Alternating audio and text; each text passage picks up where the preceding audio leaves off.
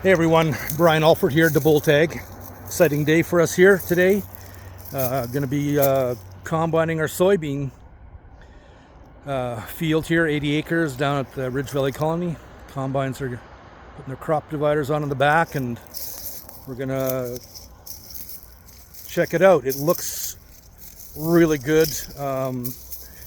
We have an experimental variety here that I'm walking through right now. That is just a strip. It's a little bit not as mature, but when we get to the rest of the field, the main part, the leaves have fallen off, and we hand tested it and it was about 9. So anyway, we'll bring the units in today, check out the yields, and we'll get back to you on our results. Very optimistic about how they're doing. We have some of the plants here are 30 pods. Some of the experimental variety had 40 pods.